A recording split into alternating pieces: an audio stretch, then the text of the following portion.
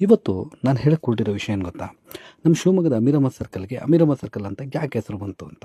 ಯಾಕಂದರೆ ಈ ಅಮೀರ್ ಅಹಮದ್ ಸರ್ಕಲ್‌ಗೆ ಅಮೀರ್ ಅಹಮದ್ ಸರ್ಕಲ್ ಅಂತ ಹೆಸರು ಬರೋಕ್ಕೆ ಕಾರಣ ಏನಂದರೆ ಅಮೀರ್ ಅಹಮದ್ ಅವರು. ಇಲ್ಲಿ ಮುಂಚೆ ಒಂದು ನಗರ ದರ್ವಾಜ ಅಂತ ಕರೀತಾ ಇದ್ರು ಇದನ್ನು. ಅಂದರೆ ನಗರವನ್ನು ಪ್ರವೇಶ ಮಾಡಲಿಕ್ಕೆ ಒಂದು ದೊಡ್ಡ ದ್ವಾರ ಇರ್ತಿತ್ತು. ಅದರ ಹತ್ರ ಒಂದು ಆಲದ ಮರ ಇತ್ತು. ಆ ಆಲದ ಮರನ ಕಡಿಸಿ ಇದೇ ಅಮೀರ್ ಅಹಮದ್‌ರವರು ಏನು ಮಾಡ್ತಾರೆ, ಆಲದ ಮರನ ಕಡಿಸಿ ಮತ್ತು ಇವರು ತಮ್ಮದೇ ಆದ ಒಂದು ಜಾಗವನ್ನು ಈ ವೃತ್ತಕ್ಕೆ ಬಿಟ್ಟುಕೊಡ್ತಾರೆ. ಆದ್ದರಿಂದ 1930 ದಶಕದಲ್ಲಿ ಮಿರ್ಜಾ ಇಸ್ಮಾಯಿಲ್ ಅವರು ಬಂದಾಗ ಈ ವೃತ್ತಕ್ಕೆ ಅಮೀರ್ ಅಹಮದ್‌ರವರ ಹೆಸರೇ ಸೂಕ್ತ ಅಂತೇಳಿ ಈ ವೃತ್ತಕ್ಕೆ ಅಮೀರ್ ಅಹಮದ್ ವೃತ್ತ ಅಂತ ನಾಮಕರಣ ಮಾಡ್ತಾರೆ. ಈ ಅಮೀರ್ ಅಹಮದ್ದು ತುಂಬ ಸಾಮಾನ್ಯ ವ್ಯಕ್ತಿ ಅಲ್ಲ. ಇವರು ತುಂಬಷ್ಟು ಒಳ್ಳೆಯ ಕೆಲಸಗಳನ್ನ ಮಾಡಿದಾರಂತೆ. ಇವ್ರು ಬಂದ್ಬಿಟ್ಟು ಅಮೀರ್ ಅಹಮದ್ ಅವರು ಶಿವಮೊಗ್ಗಕ್ಕೆ ವಿದ್ಯುತ್ ಶಕ್ತಿಯನ್ನು ತಂದವರೇ ಇವರು.